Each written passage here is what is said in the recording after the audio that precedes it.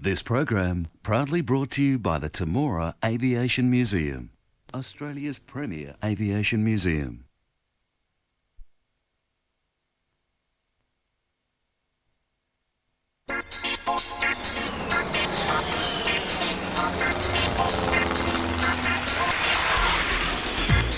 Welcome to the Australian International Airshow 2003. This year we celebrate 100 years of powered flight, along with the roll call of both historic and highly specialised current aviation machinery. We'll meet some of the characters that earn their living in the clouds, from F-15 fighter pilots. I don't have the capability to drop any air-to-ground ordnance. I mean, it would just be gravity that let something actually hit the ground if I dropped it, because I have no capability there. To turn-of-the-century aviation buffs and their amazing flying machines. A week ago Friday when we got here, I did the first circuit. It's a nice open area, open fields in case we had to land if the engine went bad or something. And all those that fit somewhere in between. We'll meet those daring flyboys, the Roulettes, visit Australia's premier aviation museum, and go barnstorming with Tom Moon. Yeah, an air show is just a free-for-all. You're just up there to try and entertain the crowd, so there's pretty much no rules except don't hit the ground. Coming up, we'll showcase some of the best aviation hardware on offer and capture the human element of flight.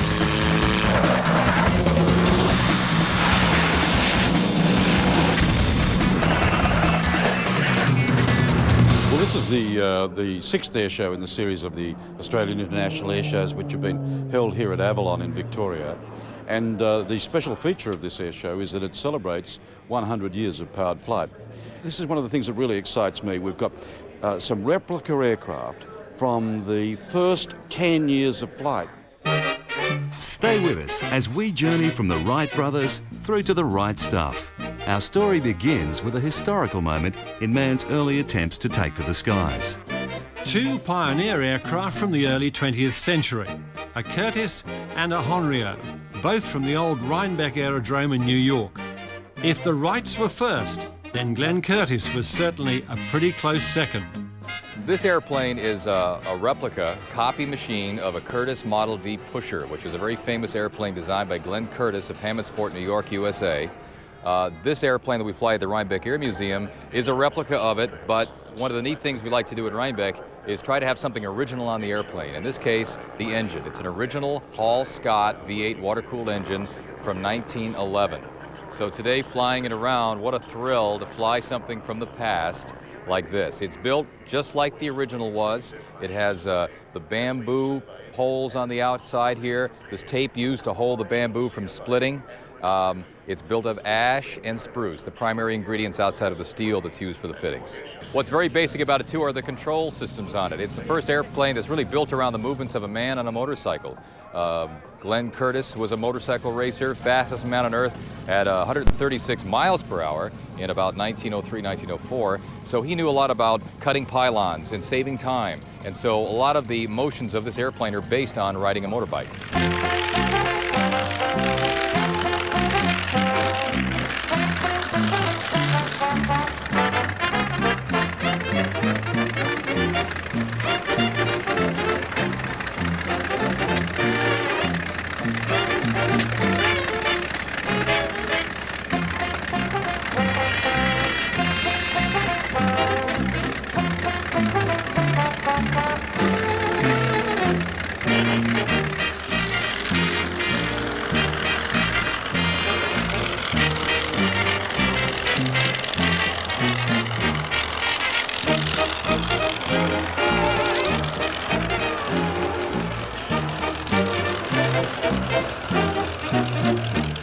This airplane is very well documented. Yes, it is. So there are drawings of the airplane available to purchase or at least to research. A lot of people research it. And that's what this airplane was built out of. A lot of people add, modern engines or will change the control systems to be more conventional. We like to keep everything as original as possible. So wow, when we get an original Hall-Scott V8 engine from 1911, why not build a 1911 airplane around it? So to build parts for it, we manufacture everything ourselves.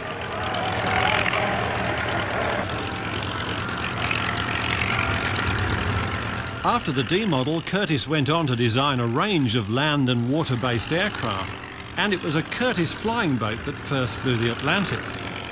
Well, the technology back in 1911, you look at all the wires on the airplane and you say, wow, look at all this stuff. Why didn't they do it this way or that way? Well, they didn't know.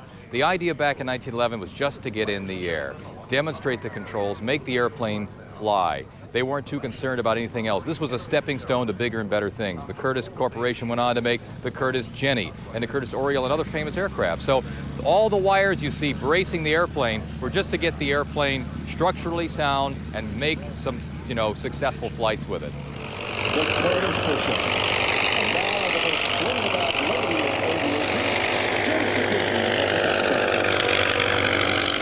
The Wright brothers were first, but their aircraft was in many respects a dead-end design.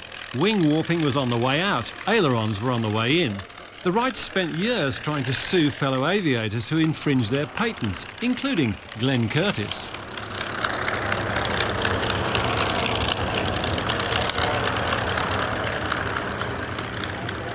Okay, the controls of this are a little bit different than a conventional airplane. Yes, I've got my pitch control here with the elevators in the front and back.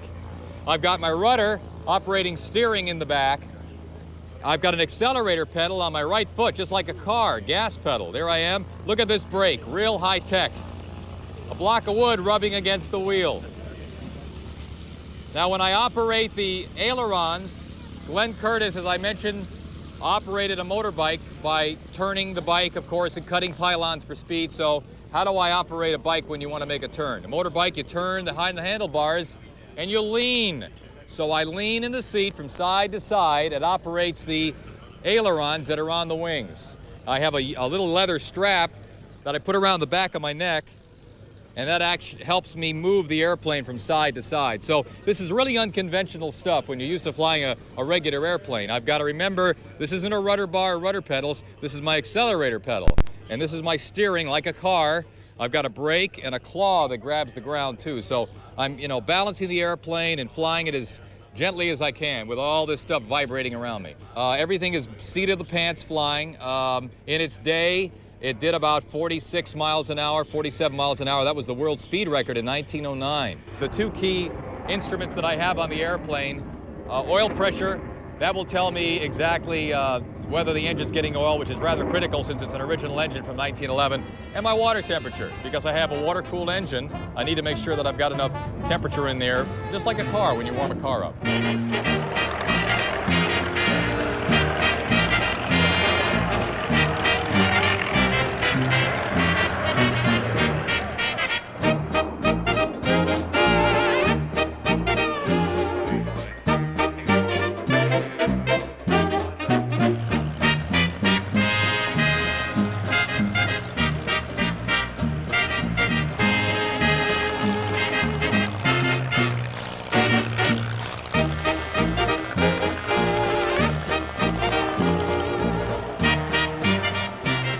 This is a replica of a 1910 Hanrio.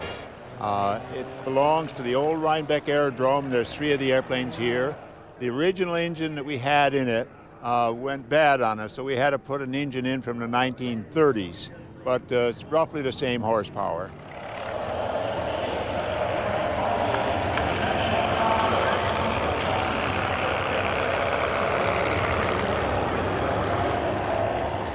Well, before they standardized the control systems on airplanes, Hanrio came up with this system. This stick here warps the wings. The whole wing warps, and this I use to keep the wings level or to make a turn into a bank into a turn. This lever over here, this is the one that controls the elevator, and that means I can raise or lower the nose using that. There's a bar up in there that I can use to steer the rudders, and this means that I have both hands and both feet busy, and I have one more control, and that's the throttle. So we get the engine running. This is idle. This is our control switch. We turn that on. Now we start the engine. The engine's at idle. After it warms up a little bit, I push this in, and it goes to full throttle, and I fly the flight full throttle, completely full throttle. When I get ready to land, I have this button up here on top of this stick, and I can press it like that and shut off the magneto, slow down the engine. When I get down near the ground, I slow down the airplane, and then I can take this hand over here and reach over here and pull this back to idle, and that will, then after that it's sort of a conventional airplane.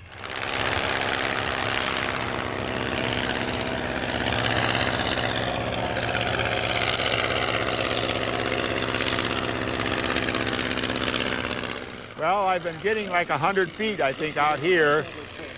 Here in Australia is the first time I've ever flown it completely around the whole pattern. At home, I can just fly it from one end of the runway to the other. It's about 2,000 feet long. It's probably the most fun airplane at the whole airport, and I don't tell anybody that because they want to fly it, I think.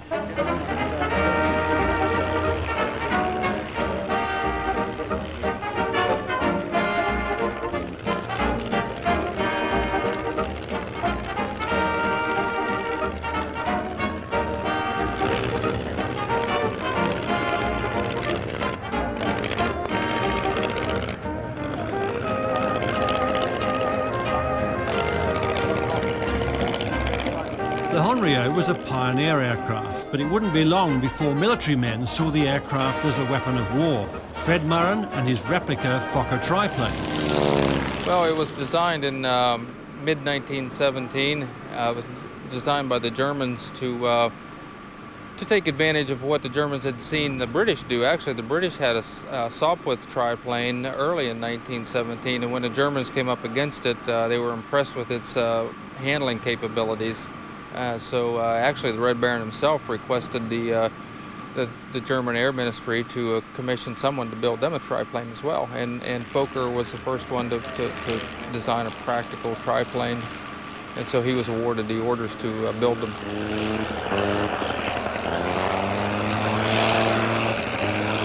The idea of three wings was you could make the wings shorter. Instead of have two longer wings, you have three shorter wings, and that helps the airplane roll faster if you have real short wings.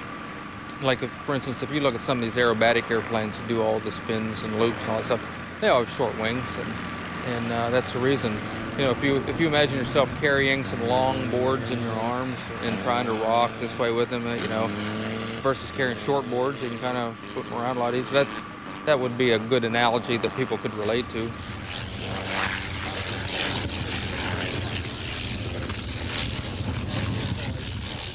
The Red Baron is a legend for a couple reasons. One is the controversial nature in which he was killed, but the other was because he was the highest scoring fighter pilot in World War I. He had 80 victories at the time of his death, 80 confirmed victories. There was some that weren't confirmed, but he had 80 victories. The next highest scoring ace was a Frenchman named René Fonck, had 75 victories, and then the rest were on down the list. So he was known as the best. Fought in almost all 4 years of the war until he died. He was in the war right from the very beginning. But he's a legend partly because he was shot down, and nobody really knows for sure who shot him down.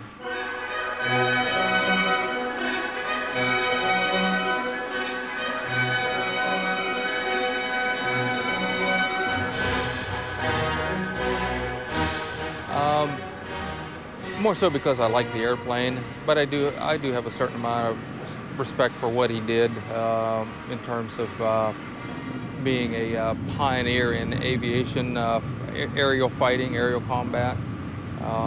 When you get in and fly one of these airplanes, you really see how difficult it must have been to shoot down one person, much less 80 airplanes. Well, the Red Baron actually did not fly a red triplane. He flew several triplanes. He had about 6 that he was known to have flown. And of those 6 airplanes, there was really only one of them was painted all red, and it was one he was killed in. He flew a couple triplanes that were just partially painted red, like the top wing and the tail of the airplane was painted red. This airplane is actually painted up like his very first one, which had no red on it at all. He took delivery of his first triplane that looked just like this one on April 28th, 1917. He flew it twice, and he went on leave, and he turned it over to his next in command, who was shot down and killed in it. So the airplane was only ever existed for 2 weeks, and Richthofen only ever flew it twice. Well, the synchronizing device is a kind of a neat little mechanism. The engine actually fires the guns. the pilot, when he engages the firing buttons on the control stick, all it does is it completes a mechanical circuit that causes the guns to fire, that prepares the guns to fire. There's a little cam on the engine that actually trips the trigger, so to speak. So the engine is actually firing the guns, and because of the cam on the engine, it knows exactly when to fire them to miss the propeller. So low over the trenches that an Australian gunner, machine gunner, in fact, managed to just call that lucky shot. In fact, it took the Red Baron out of the sky. Unfortunately, there's no original triplanes left in existence, and the original drawings were destroyed. So the triplane is somewhat of a unicorn. There's no, they're almost mythical because there is no original examples and no drawings for it.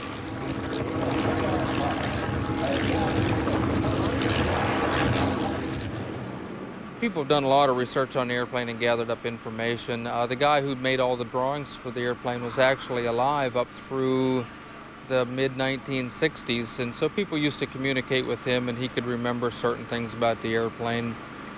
There are surviving examples of Fokker-built aircraft, like for instance the model after this was a Fokker D7. There are some of those still in existence, and a lot of the construction techniques were the same, so they would carry over to this airplane. But it's just like putting a puzzle together. You just get pieces of information all over the place until you finally feel like you have enough to put make an airplane. A lot of it comes from studying photographs. This is an 80 horsepower Larone rotary engine. They actually would have had a larger version of this engine, 110 horsepower Auberusel, which was an exact copy of 110 horsepower French Larone. But this is the smaller version. The 110 horsepower Larones are really, really hard to find. These 80 Larones are a little more available. Sort of aircraft you take to your local Cessna shop for engine overhaul. And we see this is a copy of the Red Baron's dress uniform. Before he got into flying in World War I, he was a cavalry officer. He was a very avid horseman, loved horses, good rider.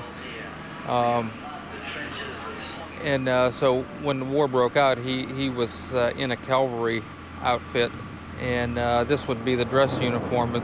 He was an Uhlan cavalry officer. Uhlan is a regiment, the name of a certain cavalry regiment, and their regimental colors were red. That's why the uniform is trimmed in red. That carried over to his airplanes. That was the reason he painted his airplanes red, because it was his old regimental colors. If he'd have been in a blue regiment, he'd have been the Blue Baron and had blue airplanes probably, but that's how he came about painting his airplanes red. Coming up, we'll journey back in time to reveal New South Wales' best-kept aviation secret. But right now, let's go flying with the Roulettes. It's got to be one of the best jobs in the world. We get to travel around the country, showcasing the skills we've developed as Air Force pilots to a whole myriad of people and kiddies, the older generation, the aviation enthusiasts, so it's a fantastic job. Originally, the Roulettes team used the Macchi MB326. When these were retired in 1989, they switched to the Pilatus PC-9. The PC-9 is a Swiss aircraft powered by the Pratt & Whitney Canada PT-6, an engine renowned for its economy and reliability. Although it's a propeller turbine aircraft and not a jet, the performance is brisk. This is a trainer, but it's a lot faster than many piston-engine fighter aircraft of World War II. And unlike many trainers, it's fitted with ejection seats.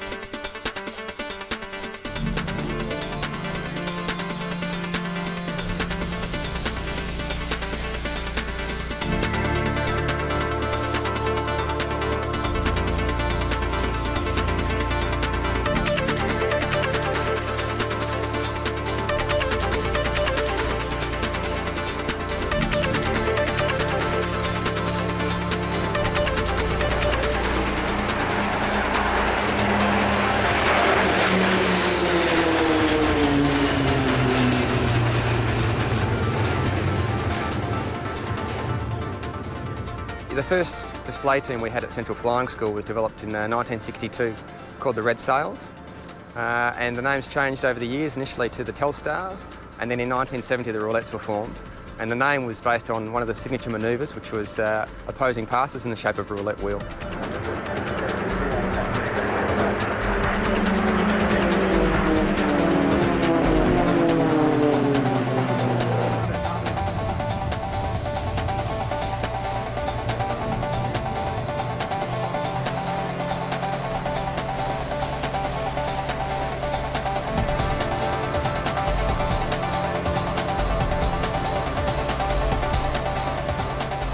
Well, the school that we're from is Central Flying School, and we're all instructors with at least 2 to 3 years flying instructional experience.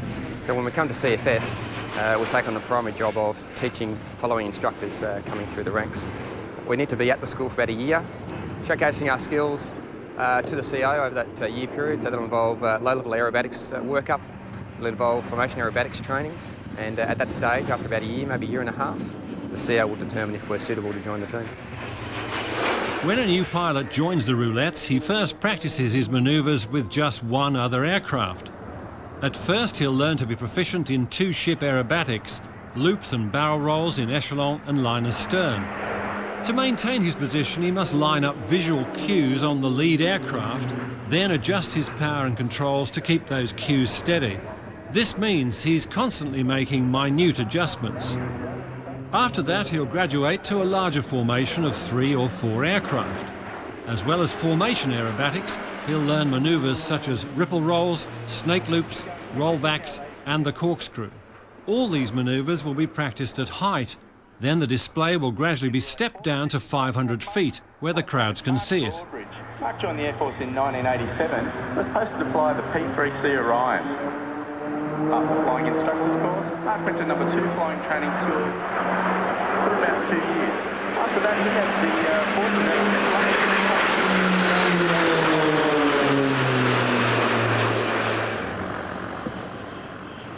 If the airstrip's wide enough, we'll take off in formation. If it's a bit too tight, then obviously the guys can't fit on the runway, so we'll generally do a stream takeoff, which is where we individually roll 5 seconds apart. We fly at speeds of around 500 to 600 k's, and in some of the head-to-head passes, obviously, we have closing speeds of over 1,000 kilometres an hour and miss distances of around 10 to 15 feet. The formation cues that we give to the pilots, we slightly adjust depending on whether they're on the inside of the turn or the outside of the turn. The guys on the outside of the turn will adjust a little bit wider, and the guys on the inside come a little bit closer. Now, with the formation members of the formation only 6 feet apart, obviously on the inside of the turn is when the blood starts to race and the fingers start to get a bit sweaty. By the time a roulette's ready to perform in public, he'll have flown the show about 70 times. During the actual flying display, though, it's a case of follow my leader. All the aircraft fly off Roulette 1, Peter Robinson. Sometimes the aircraft are no more than 3 metres apart, but roulette pilots say that this is no different to driving your car at high speed down the freeway and staying in your lane. As for the smoke, that's generated by a trigger on the control column, which supplies oil to the right exhaust stack, where it burns and produces a trail. The aircraft can pull up to 7G, so the body basically feels 7 times the normal force you feel under gravity. What we have a G suit with inflatable bladders to stop the blood pooling in the legs. If that becomes excessive, we'll lose blood supply to the head and obviously a chance of losing vision and subsequently losing consciousness. In addition to that, we have things called heart drop, where the heart will actually move about 2 inches and sit on the stomach, so you can actually feel your heart beating while it's sitting on your stomach as you're flying these manoeuvres. Synchro pair, Roulettes 5 and 6, are now setting up for their synchro manoeuvre, the halfway D8, rolling cross and pair stall turn.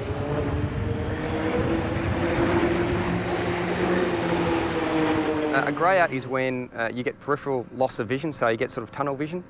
And a blackout is where you lose all sight. You can't see, you can still hear and think, but you can't see. And that's because the interocular pressure in the eye is that little bit higher than that required for the brain. So when the blood pressure reduces, you can still think but can't see. But if that continues on, eventually you'll get what's called G-lock, which is G-induced loss of consciousness. And you'll go to sleep, and until that G is released, you won't wake up. And even after that, it takes about 30 seconds to recover your full awareness. It can be fatal. It's happened to fighter pilots in the States and in Canada not so long ago. But we try and do a rigorous training program for our pilots on pilots course, as well as instructors to use correct techniques. So we can tense the muscles in our legs and our abdomen, force that blood back up to the head, and that keeps us well and truly above the safety margin required. Hey? Yeah, won't he? Over they go. Now from the right, the roulette 1 to 4 are setting up for the next manoeuvre. The line astern, snake loop. Let's go flying.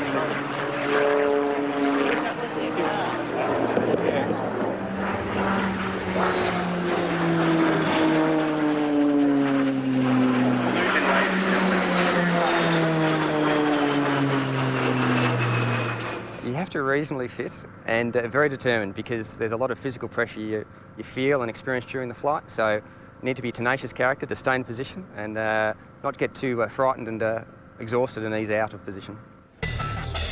The flying display is only half the Avalon story.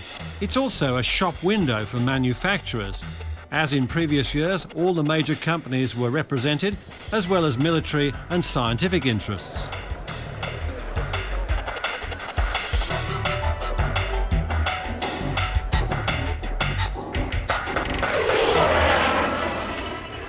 An air show is not only about fast jets and military hardware.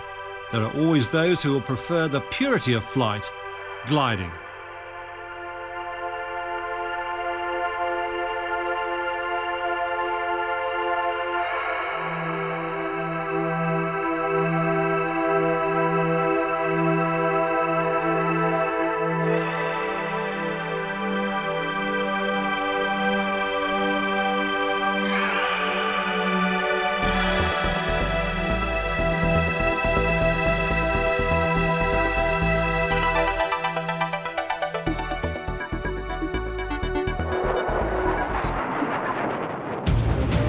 One of the features which has always made Avalon special is that the air show doesn't end at sunset.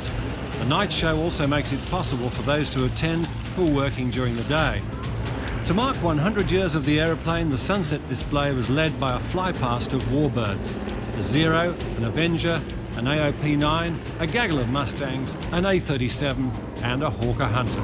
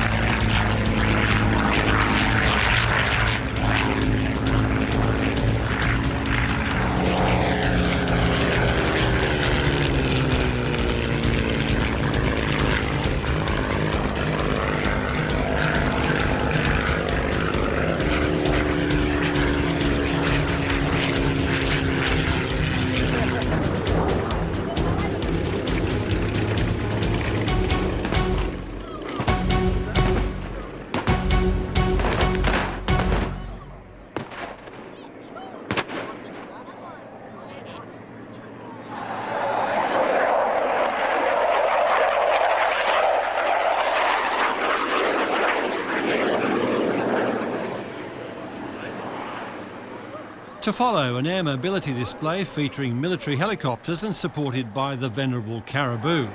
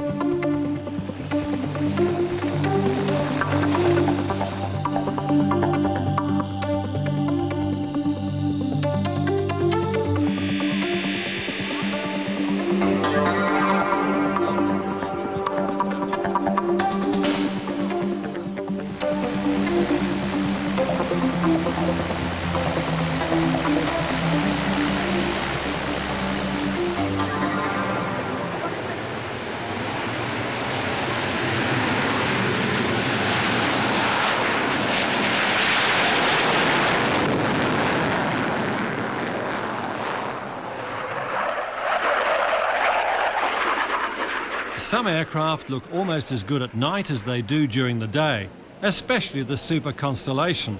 At night, the violet flames from the Connie's four exhausts make an amazing sight.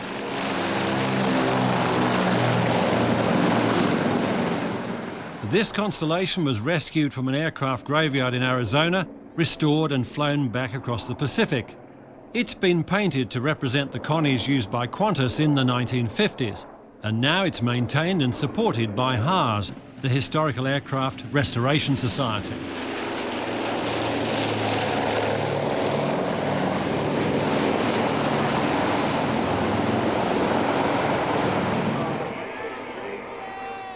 More fireworks of the traditional kind, both in the sky and on the ground.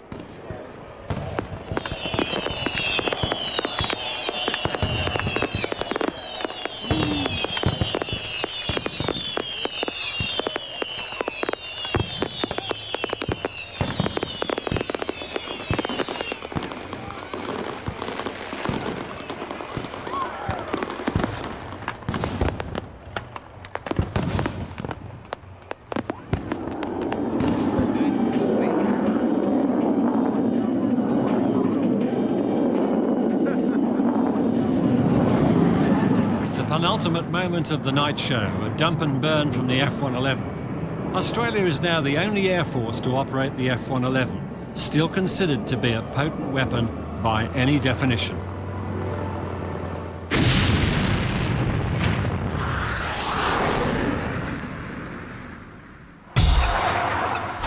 Hold on tight, still to come, multi-purpose military manoeuvrability.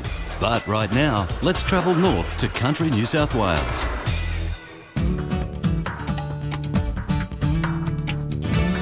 Almost midway between Sydney and Melbourne is the Temora Aviation Museum. It used to be an RAAF training station. Now it houses one of the most important collections of flyable classic aircraft anywhere in Australia. The Temora Aviation Museum was created in 2000, the year 2000. It was Sydney businessman Mr. David Lowy wanted to create an atmosphere and an environment that he would have liked to have visited when he was a child. So he set about planning to develop the museum in several stages and to acquire the aircraft. Probably the most important thing that he wanted to do was make sure that all of the airplanes were airworthy so that people could come here and watch the airplanes fly. The Cessna A37 is one of the first aircraft acquired by Temora. It's regularly flown by David Lowy in the colours of an air force that no longer exists, the Republic of South Vietnam.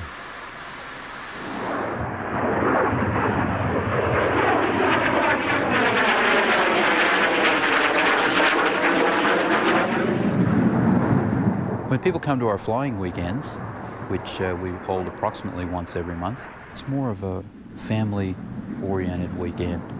And it's a great chance to come and see airplanes fly that you wouldn't be able to see anywhere else in the world. The Temora Museum has a steadily growing number of classic aircraft, including the Vampire. This is an Australian-built two-seat version, the T-35, delivered to the RAAF in 1958. It served most of its time in Western Australia before being sold in the United States. The museum bought the aircraft in 1988, and since then it's been extensively restored. During the week and when we're not flying, we still have a lot of things here to see. You can come and actually see the aircraft up close. You can get very close to them here in the hangar. Not quite touch, but nearly.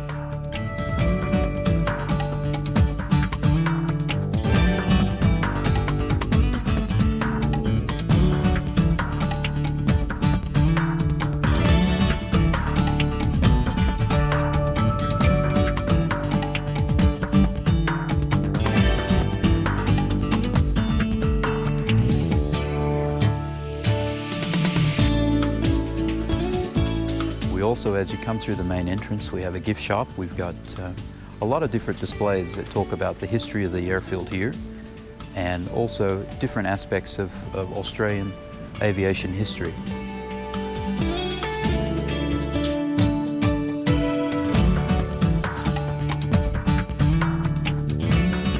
We've got a fantastic theatre that a lot of people like to sit in, particularly on a hot day, and we've got a children's playground and a picnic area as well.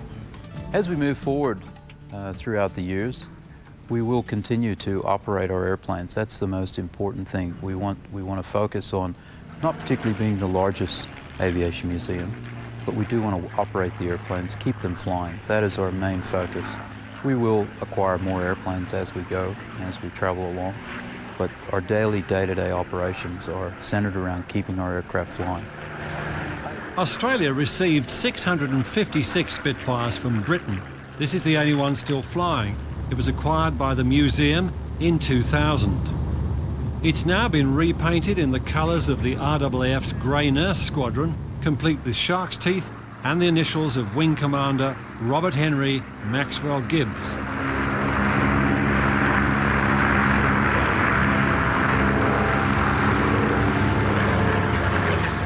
The Spitfire, flown by Australians, served in the defence of the UK, in Malta, in Northern Australia and in New Guinea. In Darwin it met its match in the infamous Japanese Zero, but the pilots of No. 1 Fighter Wing eventually prevailed. The Spitfire was a superb aircraft, but it had no range. In the air, however, it is a classic, not just because of the way it looks, but the way it sounds. After the war, so many of them were being scrapped, you could buy one in a box, brand new, for about 50 quid. Today, you're looking at millions of dollars. Throughout the world, there are perhaps 50 of these beautiful aircraft flying today. And luckily, Australia has one of them.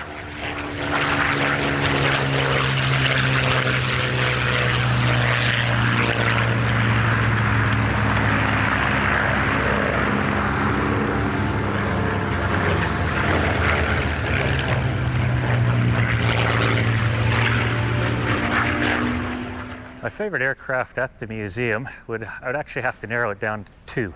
For sheer fun and excitement is the A-37 Dragonfly, due to the high thrust to weight ratio that it has, phenomenal for aerobatics and just get up and go.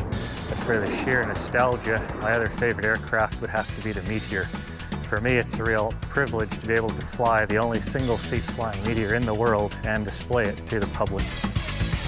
Tamora's Meteor, some people call it a meat box, was built in 1951 and has been painted silver to represent the Meteors of 77 Squadron RAAF flown during the Korean War. This was Britain's first jet fighter. Early versions were not much faster than piston-engined aircraft, and by the time Korea came round, it was outclassed. 3 MiGs were shot down by Meteors in Korea, but 53 Meteors were lost in action or in accidents. This is 40s technology, a straight, thick wing and big nacelles concealing not very powerful engines. But the Meteor was an export success for Britain and survived with some air forces as late as the 1970s. Even though we have a ground license.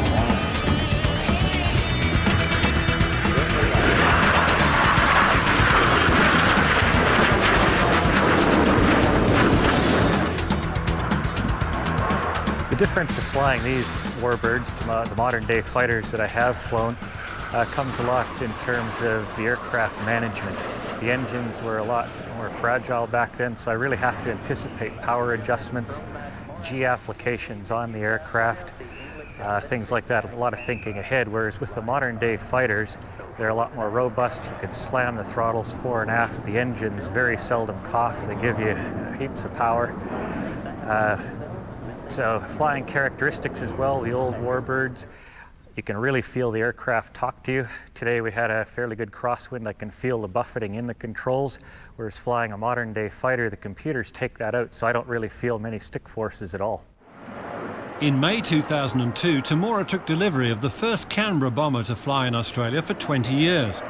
This is a British-built aircraft. It was formerly operated by the Royal Air Force in the target towing role. The Canberra's like a big meteor, but it's fully aerobatic, and with its big wing it handles steep turns with ease. This is an enormously strong aircraft, and a handful are still in service with some air forces. This aircraft arrived at Temora after a 15,000-mile journey from Bournemouth in England, taking 8 days for the journey, with 12 stops en route. It's the biggest and most complex aircraft in the Temora fleet.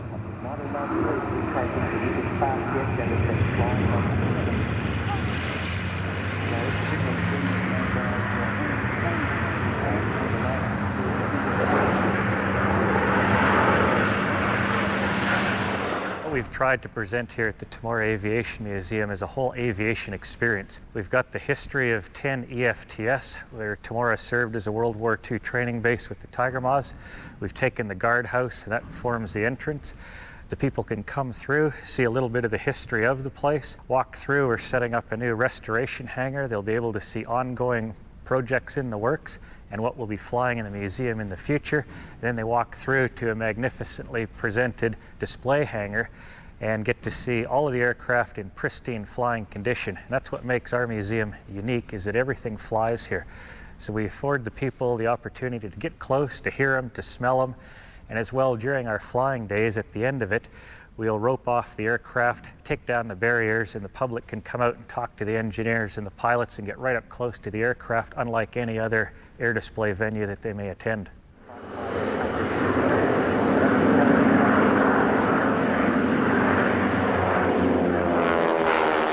If there's one thing noisier than a Harvard, it's 4 Harvards in close formation. The Southern Knights aerobatic team have almost achieved diplomatic status at Australian airshows.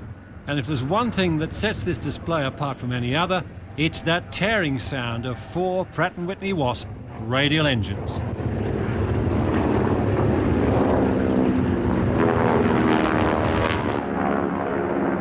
This is a slower display than the Roulettes, some might think more graceful. The Harvard was probably the most widely used advanced trainer in the world. First flew in 1937, built by the North American company, and was still in production in the mid-50s.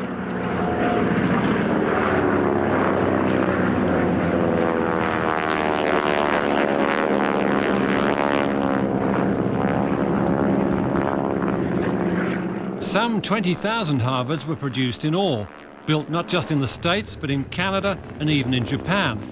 They served with most air forces throughout the world, although not Australia. We had the Wirraway. Many Australian pilots, however, cut their teeth on the Harvard, learning to fly with the Empire Air Training Scheme, and the New Zealand Air Force operated 200 of them. This is an enormously tough aircraft. That's why there are so many flying in Australia. A lot of them are ex-New Zealand aircraft, others have come from the States or South Africa.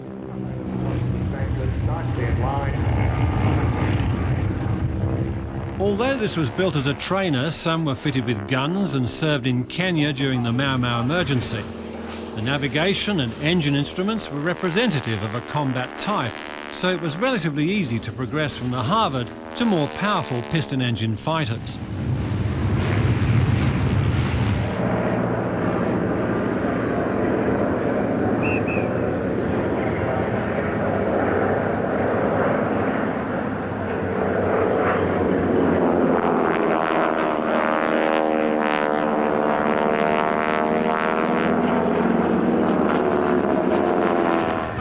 T-28 being ably flown today, I believe, by Judy Pay, a lady pilot. The North American company also built the T-28 Trojan, seen here flown by Judy Pay, one of Australia's most prominent woman aviators.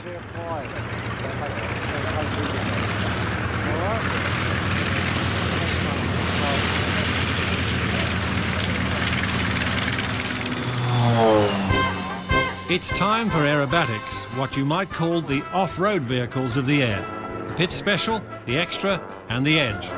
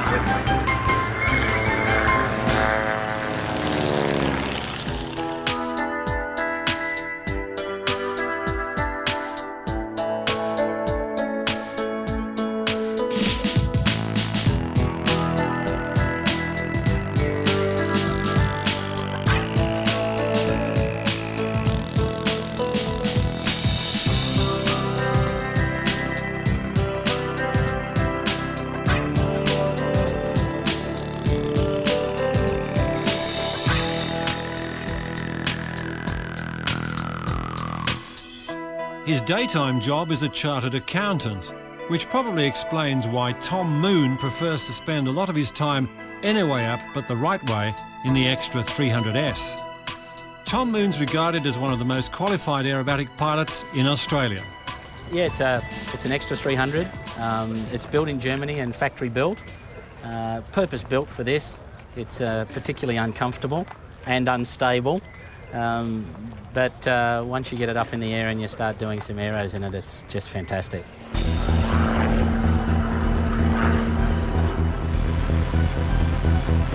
The Extra combines an extremely light airframe, mostly carbon fibre and steel, with a powerful engine, a 6-cylinder Lycoming developing 300 horsepower. Tom describes it as a roller coaster on steroids. The sequence is all practiced and rehearsed, and within reason, except for 1 or 2 figures in the sequence, I know exactly what it's going to do. The 1 or 2 that are a little bit loose, which are the tumbles, they're a little bit unpredictable, so I have some fairly strict personal limitations on height and speed in performing those figures. If I don't have 1,000 feet and 160 knots, I won't perform them. There are tumbles, tail slides and an intriguing manoeuvre called the bow tie. It's a spinning world of blue sky and brown earth in an aircraft that can rotate through 500 degrees in 1 second. Turbulence isn't so much an issue because you're just out of control anyway. But the limitations are heat, so the hotter the conditions, the less performance the aeroplane has. So you've got to be careful very much of what we call density altitude, or the temperature on the day.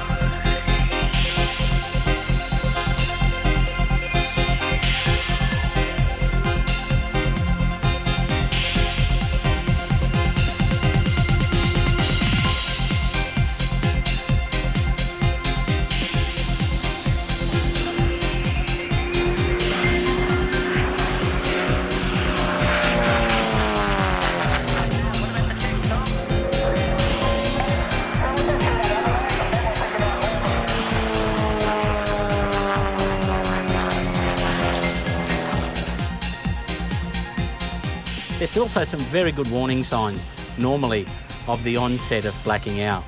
The first part of your body that suffers from a lack of oxygen is your eye. So it's the first indicator that you're getting close to blacking out, and that's where the term grey out comes from, because your vision starts to grey and then it starts to narrow, and then you better back off. In my display, I pull +10, push maybe -6 or -7. It's hard to tell, the G meter stops at -5. And so it's pretty hard on the body.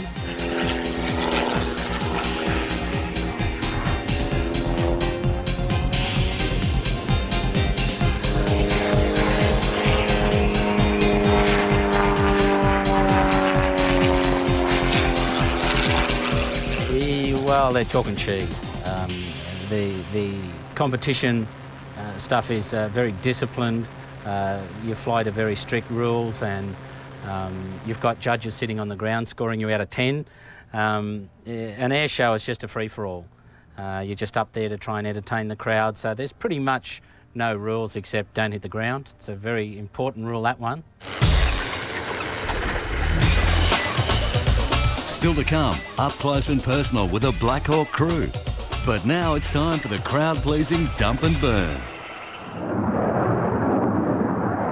Dumping and burning with the F-111. This time not just a 30-metre flame from the efflux, but rooster tails from the wings as well. If you appreciate the length of the aircraft and compare it to the flame, that flame's about 130 feet long back the aircraft. It's getting a bit long in the tooth, but it can still fly at twice the speed of sound. The crews who fly them call them colloquially the aardvark, or sometimes the pig. Originally we had 24, but in 1992 we bought another 15 surplus aircraft from the USA in what you might call a bargain basement deal.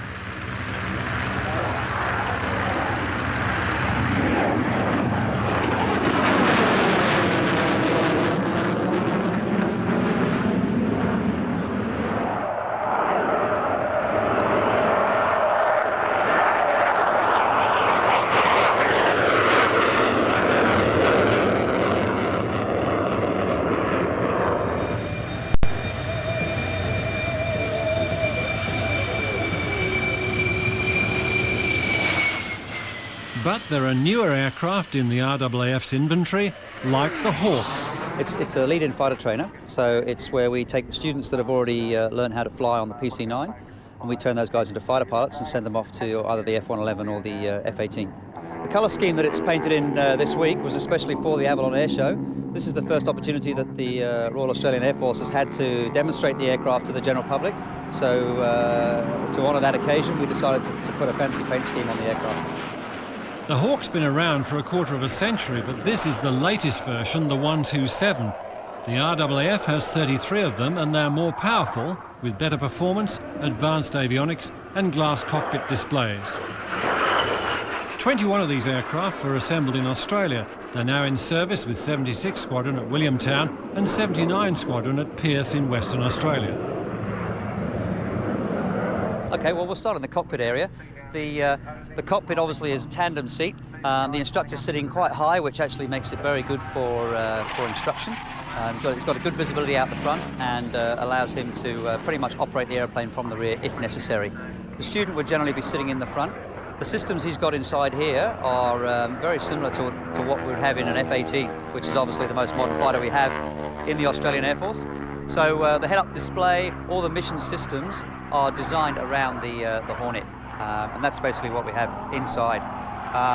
Going around underneath the wing, this aircraft today is configured completely clean for the purposes of the display on the wing on the underside, but we can fit 2 weapon stations underneath the wing and another one on the center line down here. In addition, we can fit a 30mm cannon on the center line in place of the pylon, and that allows us to basically fit stores to the aircraft, practice bombs, some variations of the Mark 82 high explosive bomb to enable us to train our students to do air-to-surface weaponeering.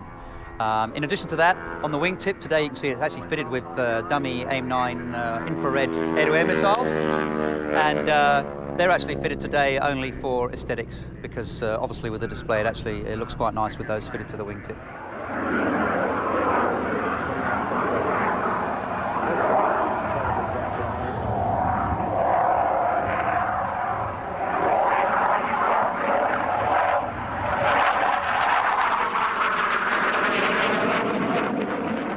The performance of the aircraft varies a great deal as you go high, but it's considerably more pokey than the original trainer that we had was the Mackie.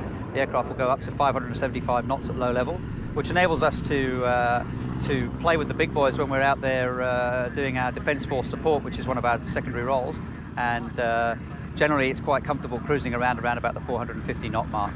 Altitude-wise, it will go up to 48,000 feet. And it's quite happily cruises around at 38,000 feet. A trainer which could at a pinch be used as a fighter. It's been a great success story for British aerospace. It's a small aircraft and highly manoeuvrable. For many years it's been the chosen mount of the Royal Air Force's Red Arrows team.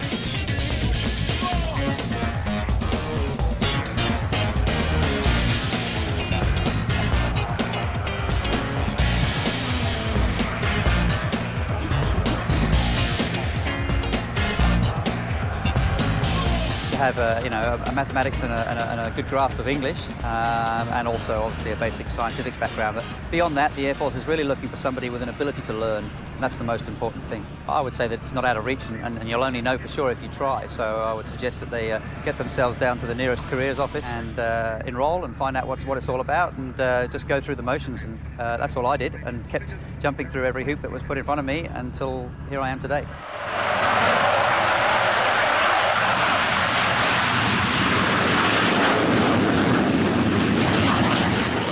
From the same stable as the Hawk, a good-looking jet fighter, the Hawker Hunter. This one's an ex-Singapore Air Force machine now based in Queensland. Like the Hawk, the Hunter was a big export success for Britain, being sold to many air forces. In 1953, it was the Hunter that broke the world airspeed record. It also saw service during the Suez Crisis, in Aden, in India and in Africa. This is the only Hunter flying in Australia, although there are others being restored to fly.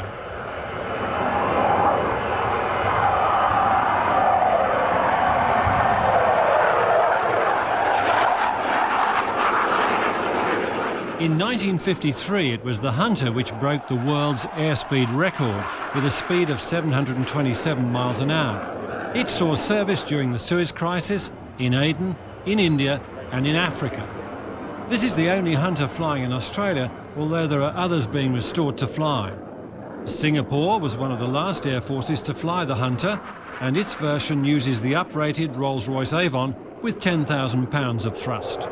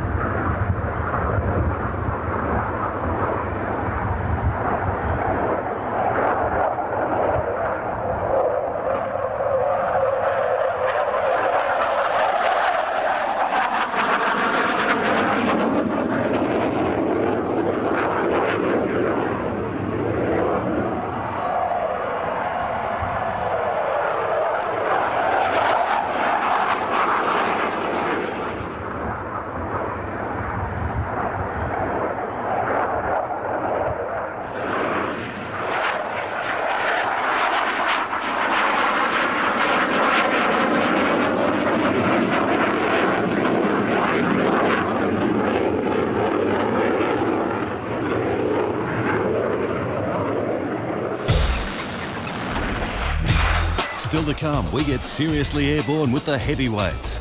But first, something a little closer to home and a bit more affordable.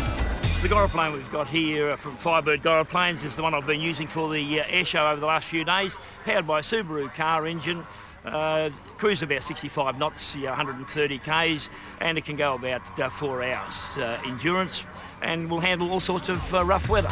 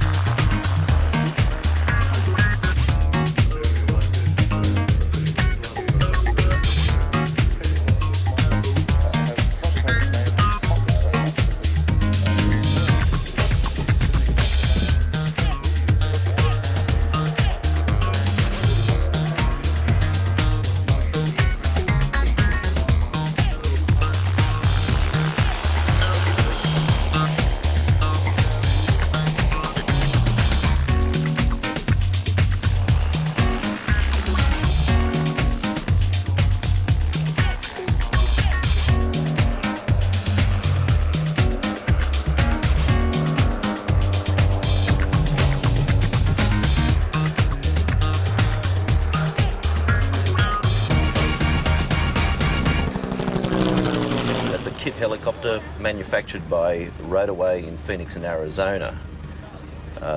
It's an affordable helicopter coming to you at a cost of $132,000, which is the complete kit. It'll run on unleaded fuel, super-grade fuel or avgas, so there's no need for airports. You can land it in your backyard or land at a service station, gas it up and you're away. It'll cruise at approximately 185 kilometres an hour, has a maximum ceiling height of 10,000 feet, and there's a build time for the kit of approximately 6 weeks. Generally, they're purchased by just ordinary people. These kit helicopters are now affordable to the average person. Station owners are buying them for mustering cattle. Small business people are buying them for promotional or just as a general transport vehicle. That's a private helicopter, this is a military one. Europe's answer to the Black Hawk, the Eurocopter NH90. It's jointly built by France, Germany, Italy and the Netherlands. It's a medium-lift helicopter carrying 2 crew and up to 20 troops or a 2-ton four-wheel drive.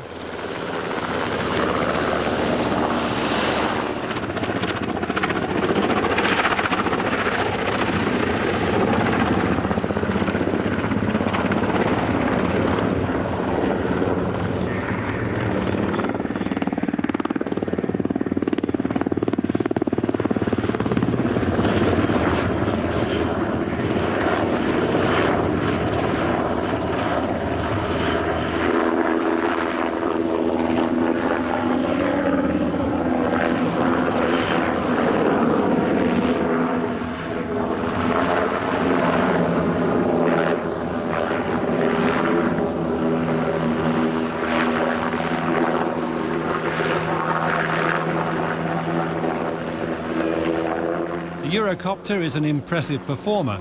There's a land-based version and a naval version which is configured for anti-submarine warfare. It's turbine-powered and it's in service with 4 European countries.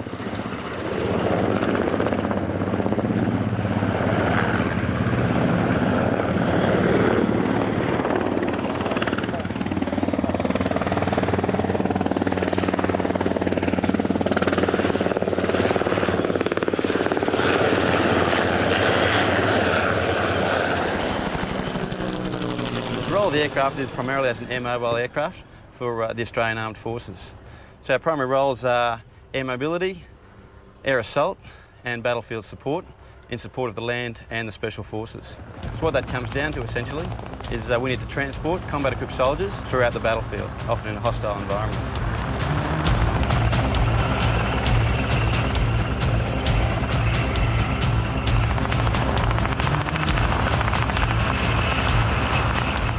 In the rear of the aircraft we have the loadmaster seats. We have one to the left and to the right. The loadmasters are responsible to keep us separated from other aircraft, so they're our spotters, so to speak. They're also responsible for firing the door guns and for getting our soldiers in and out of the aircraft. This is the external fuel tank. Inside the aircraft itself, we carry about 1,000 litres of fuel, and that'll keep us going for a couple of hours or about 400 kilometres. When we have a longer range mission and we can't refuel, we put on the external fuel tanks. Each one of those holds about 800 to 900 litres of fuel, and it'll keep us going for approximately another hour and a half. We can have a total of up to 4 of those. Typical configuration would just be to have 2 on the outboard parts of the wing.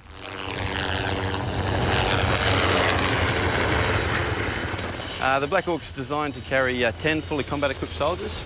So if we just open up the rear door,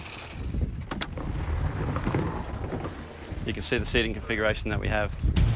This is a big chopper with a 16-metre rotor diameter. It's armed with 2 7.62 machine guns mounted in the doors.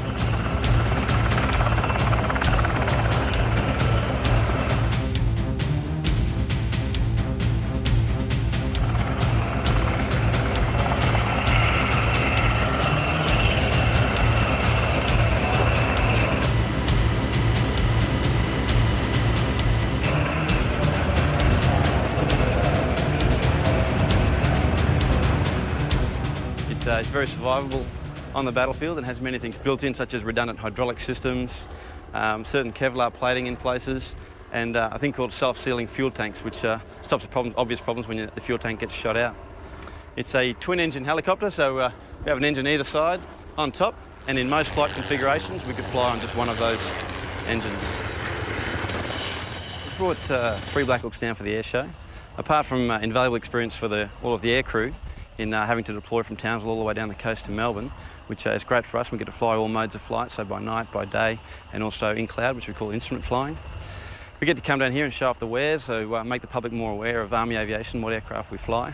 But most importantly, we get to chat with potential aviation recruits, so kids grade 10, 11 and 12, who may have thought about entering a career in Army aviation, and we may be the catalyst by talking to them to actually have them put an application in and learn to fly an Army aircraft. You just phone Defence Recruiting, they'll arrange an interview, and you'll come in, have a basic interview, do some basic aptitude testing, some coordination testing, and from there it's an officer selection board, and then you're off to pilot training.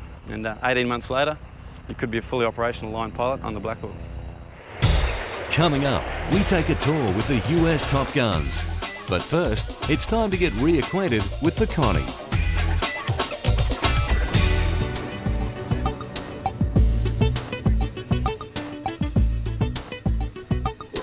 The Australian International Airshow has something for everyone, and one of the great crowd pleasers is the Connie. Nobody had seen a Super Constellation flying in Australia since 1963. This aircraft started out in life as a military variant of the Connie, the C-121. It languished in the desert near Tucson and narrowly escaped being cut up for scrap. For 20 years, nobody, it seemed, was interested apart from the pigeons which made it their home.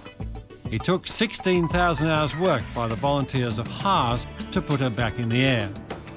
Connie is powered by 4 Wright R3350 turbo compound engines, 18 cylinders, each developing 3,250 horsepower.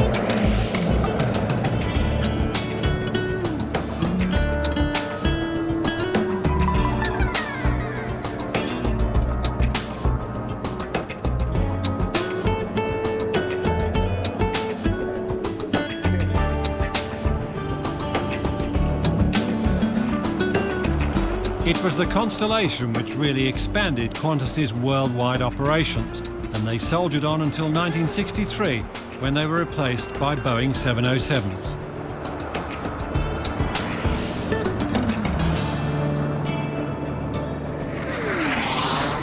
So the F-15C is made specifically for air superiority.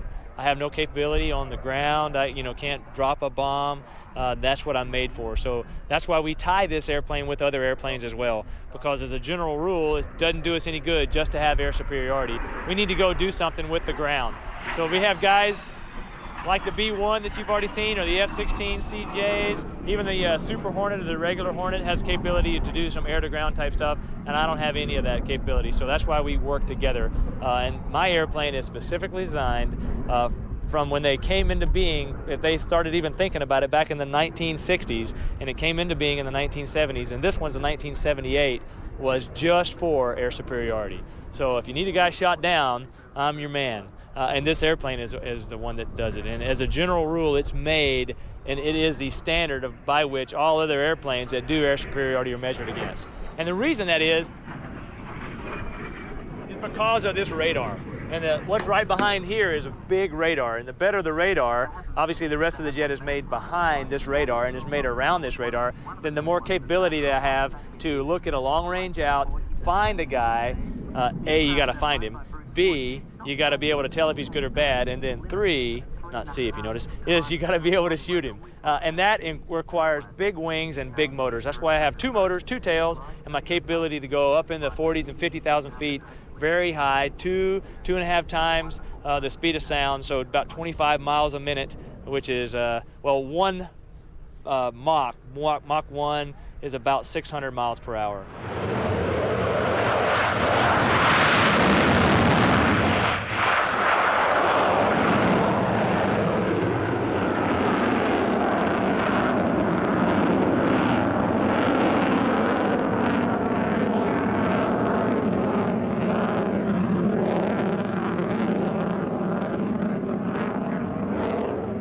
So as a general rule, that's what we do, is I look at guys way out there, identify them, and then shoot them because I'm higher and faster and in a position of advantage. And I carry 8 air-to-air missiles, so I'm designed to do that and just that, and then I carry 940 rounds of bullets. And the bullets are about the size of your hand. They're about as big around as if you make your finger to your thumb, and they go really fast, but they're not as far a range. They're inside the mile to a mile and a half region. So you're pretty predictable when you're shooting the gun, but it's a good time. So let's go walking around. So anytime you see most any fighter aircraft, you're going to have some type of radar involved. Obviously, the bigger the nose, you can figure out that the bigger the radome inside that nose, so its capability is based on how big the radome is, and that's a physics, math type things, guys with big brains, and fast computers. I sit right up there. The engines that we see, they're covered up right here. It's obviously a tricycle gear. The engines that we have are 2 of them. They're obviously afterburning engines, and this that we're standing underneath right here is an inlet. And basically it drops down to make sure that the airflow to the face of the engine basically stays subsonic, even though the airplane is going way fast. And so it's a pretty neat design based on the fact that it's since the 1970s something is when it's designed. So it's really capable still today, in spite of being 30-something years old. Pretty good. We don't have any on here, but you can see where we keep the missiles. I keep 2 along the fuselage themselves, right here, and there are a couple there, and then I keep 2 more out there on the pylons. As a general rule, I carry about 6 radar-type missiles, so the air-to-air kind that my radar locks, and then they find what I'm locked to on my radar, and I carry 2, 4, whatever the other mixture is of AIM-9s. And AIM-9s are what the Air Force has currently as a heat-seeking missile. And there's a lot of different variants of heat-seeking missiles around the rest of the world, but they are a little shorter in range, and they're designed to shoot and lock onto the heat of another airplane. So that's pretty cool too. So we have a capability both those ways. If you look up here, right at the edge, that's a pretty neat view, and these boy, our maintainers have taken really good care of this. Look how clean that is up there. And you can imagine how much dirt we fly through and everything. That's this end, the business end as it is of the gun that we have. Sorry about that. And this is the back side of it right here. You can see how many meters that gun is from there to there. And it's pretty dadgum big, about as tall as me, and there's 6 of them in there. And basically, I don't like to think of it more of a gun as much as I do just an ammunition processor, because it really puts the bullets out. We keep all the bullets behind me in a drum, and they just wheel out of that drum as we shoot. Sounds like somebody started about 10 chainsaws when you shoot it. This is a fuel tank. We have the capability to carry 3. The configuration that you're looking at right here is 2, and we have 1 on each side and 1 in the middle normally. What we have the capability to do when we drive into a fight is we'll drive along, and then when it's time for me to get rid of the fuel tanks because I've gotten rid of all the gas, I can jettison those. So now I don't have that drag. I can go that much faster. I can go that much higher, so I'm in that much a better position to actually shoot my missiles. Let's cruise back under here. This is a pretty neat thing, and most people think when you launch a missile, how does it get off the jet? Basically, you can see that this has some play in it. It basically shoots the missile out down into the wind stream, and then the missile will fire and shoot out. That's how it keeps from shooting up the rear end of the other missile out there. So they've done a pretty good job designing this. You can see how big the wing is. It's a fairly large size wing, and that's what I'm made for. I'm made to get up pretty high in altitude and go really fast, and this wing is ideal for that. And that's why it's also kind of a good compromise in I can go up to 50,000 feet or higher and go really fast based on this wing, but when I get down in the anywhere from 500 feet to about 20,000 feet, I'm very maneuverable as well. And if you've been watching the air show, you've seen what kind of turn radius that has. It's very impressive just because it's that much a bigger airframe, right? And it just looks really sexy too.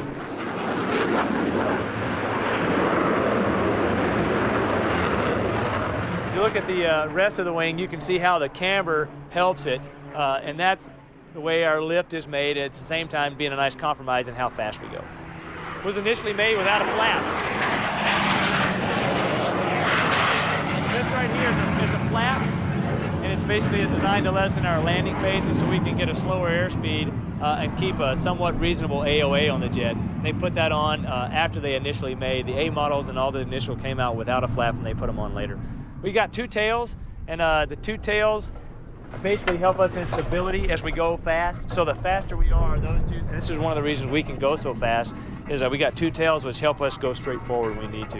It also helps us for maneuverability at higher AOA. AOA is angle of attack. In other words, when your nose goes from 0 AOA, and I'm probably going to just goober this up for all the aerodynamicists in the crowd, but when you go from pretty much no AOA on the jet to increasing the angle of attack, as you do that, you lose a little bit of capability on the backside, but because it's got the 2 tails sticking out, I still can move the nose around. And you've seen the Super Hornet do that like you read about, right? As he goes out and he jerks that thing around and flies it really slow and he can still move his nose.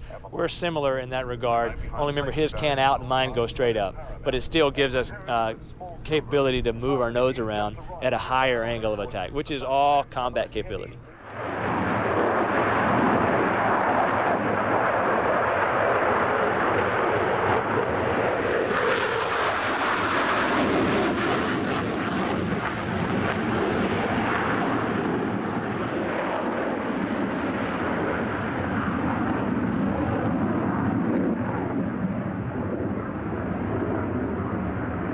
Got 2 big stabs or rear stabilators, and these are the control surfaces that help us move our jet's nose up and down. And when we turn our jet like that, it's the one that helps us move the jet around a circle. So you can see when he's pulling those G's and he's doing that tight turn circle, if you stare at the back end, most people tend to just see the afterburners, but these stabs are big enough that you can see them digging in. And that is just a beautiful feeling when you're up there flying and you pull back and you feel them digging, you feel the G's come on, and it just keeps going. So it's one of those things you smile about when you land. This is what the business end of the jet is all about to me, is how fast we can make it go. Because I don't get there, I'm not able to shoot missiles, I'm not able to put my jet in the right position if it wasn't for the 2 motors that we have. And the basic way these work, you see them lock, and you see all the glow from the back end of the afterburner because these close down. they close down. The reason they close down is you ever put your thumb over the back end of a water tube? You know, the farther you tighten your thumb down in, the faster the water goes out of the back. That's basically what an afterburner nozzle does, right? It closes down as you demand more power out of it and you push the throttles up. It's like a dude putting his thumb out over that water hose. So it makes the water go out that much faster. And that's what you can see them, you can actually hear them too. They're really cool sounding when they adjust, because they adjust really fast. And that's what lets us go fast and keep the engine from actually blowing out. So you got to have the pressure at the front meeting and matching the pressure at the back while you're actually putting, you know, good thrust out. And at nighttime, it's spectacular. And you've seen that in the F-111. All the different shock wave cones that run out of the back of an afterburner. It's really, it's just fun to watch. You know, I've been flying jets for, well, I've been in the Air Force for 12 years and flying these jets for like 7.5, and it never gets old. You know, the sound gets old, but the view never gets old out of those. There's a good picture of the back end of the tails, and we're the Shogun Warriors out of Japan, so that's what they put on the pictures of our jet. This stab is actually as big actually bigger in area than a T-38 wing, which is our primary jet trainer in the States. It's about similar, maybe a little bit less so than the F-16 wing. So you can tell that's the actual size of the airplane. It's similar in nature to a tennis court, which is fairly large. This is the 5th Air Force Commander's jet, and he didn't mind me taking it down here because it's got a good paint job. Pretty big brakes. Most people ask the question, can you land on a carrier? And the answer is probably once, you know, but you wouldn't take it off from there. I do have a hook, and the hook is basically made for if I have some type of hydraulic problem where I can't land, I can put the hook down and stop on one of the cables on the runway. But for the most part, like the Super Hornet, the F-18, those guys have beefier landing gear, and you can see it. They just look stockier, about as big around as my chest. And that's for able and the capability to control the controlled crash that happens when you land on a carrier. Versus, you know, I take off from a runway that hasn't moved and is going to be there when I get back from it, and so I just need a capability to land, you know, smoothly, hopefully. Another inlet, just like on the other side, is the second one for us. And then the part that I like the best is the actual cockpit. It's all closed up for here, but one of the neat things about this airplane is, you know, it's built back in the 1970s, but the capability that I have to do everything I need to, fighting, taking off, landing, going from point A to point B, is all in my hand. So I have on the stick and on the throttles, I have about 19 switches that I can carry and do anything I want to with. When I need to fight, it's all right there at my fingertips. When I need to talk, it's all right there at my fingertips. When I need to choose a different weapon, it's at my fingertips. It's all SA that I have right away. It's kind of like having, you know, like if you have a computer mouse, you can open a lot of different things with that really Gucci mouse. I have all that right in my hands, which is a big benefit, so I can put my eyes outside and make sure that I'm seeing the guys that I need to see, and putting my jet and making sure that my buddies' jets are in the place where they need to be as well. And this thing is really designed well for that, in spite of the fact that it's 30-something years old. And I love it for that purpose. And it's really the view you can't beat. You can't pay for, you know, because you don't get that opportunity to have that kind of window seat to many things. And that was one of the neat things coming over here that I just really treasured. This was my first time to actually fly an Eagle down to Australia. And what a beautiful deal that was. You know, we flew about north of, we crossed over Darwin on our way in here to Geelong, and the outback, you know, not a soul out there, by the way. I mean, I didn't even see a kangaroo. I wouldn't want to land here if I had a choice. But, I mean, the beautiful reds and yellows, and the colors were amazing that we got to see. You know, you can't pay money for that, the stuff that we got to see.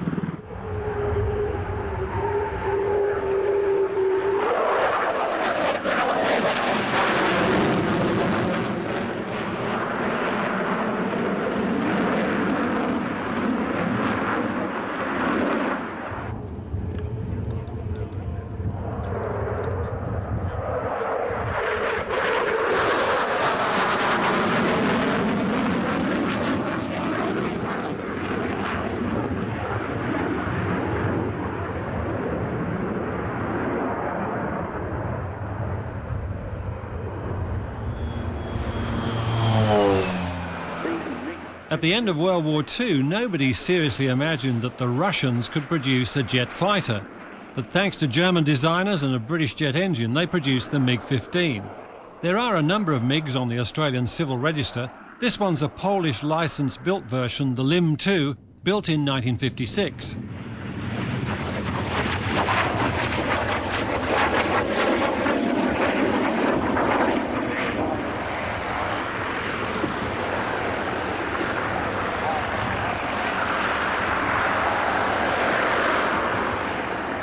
The owner and pilot is Richard MacDonald from Narromine, a professional crop duster who once flew Saabs for Hazelton Airlines. This aircraft once flew with the Polish Air Force. Decommissioned in 1984, it was restored in 1990. And now Richard takes people up for rides at $1,950 a pop. For that, he'll do a full aerobatic routine with loops, rolls and high G turns. This aircraft is the EA-6B Prowler, and its role is mainly reconnaissance and radar jamming. So it flies very high in the atmosphere, and it jams other radar for our aircraft to fly safely through. And it's carrier-based, so it works off all the aircraft carriers on the Navy. This is the F-16CJ Wild Weasel. It's a Block 50 F-16, which is the newest in the inventory. Its role is called SEED, Suppress Enemy Air Defenses. Basically, we take out radar and surface-to-air missile sites. When the radar locks onto our aircraft, we have a special pod that locks onto that radar, and we can fire the HARM missile and take it out, which protects all the other aircraft, the UK, from the Aussies, from the French, everybody's aircraft. We make the skies safe over wherever we're fighting. The F-16 Fighting Falcon. It came out of a contest sponsored by the United States Air Force to develop a small lightweight jet fighter, and it's been enormously successful in service with 18 countries.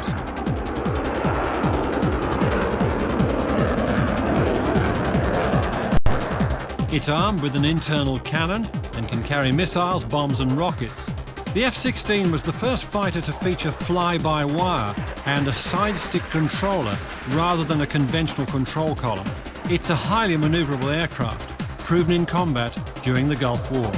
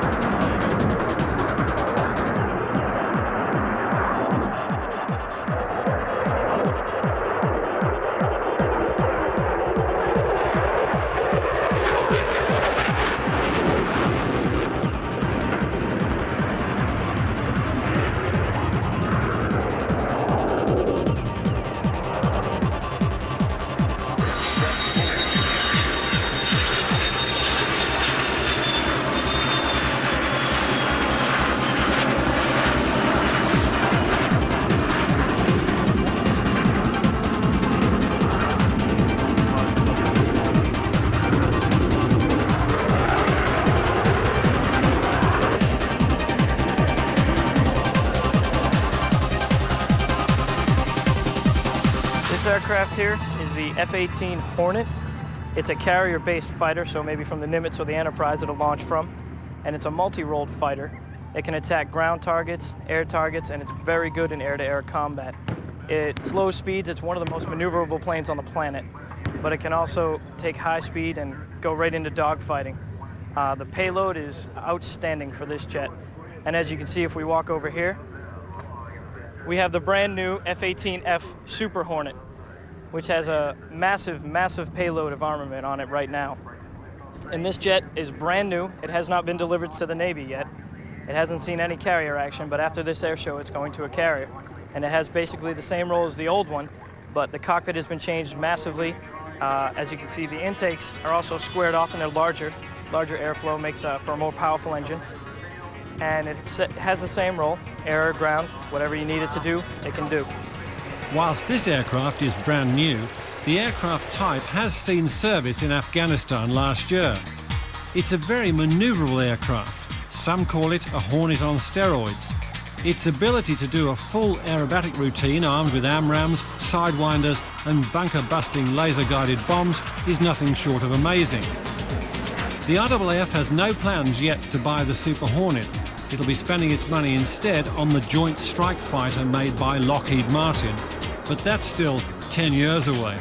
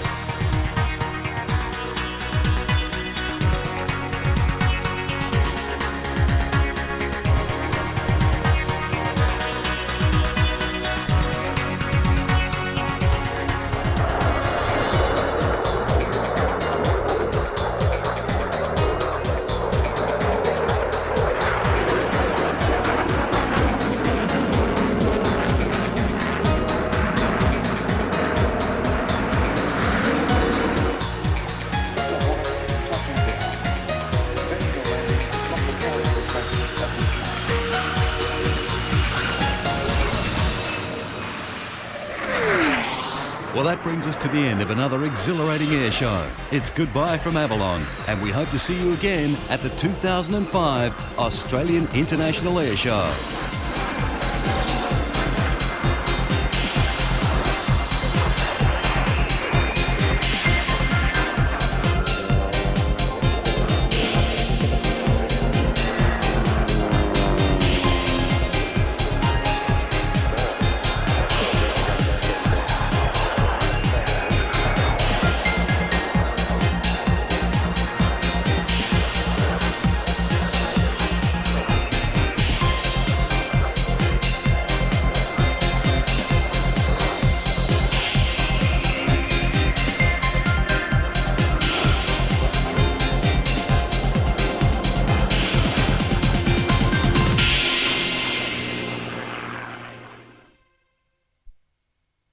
This program was produced with the support of the Temora Aviation Museum, Australia's premier aviation museum, Temora, New South Wales.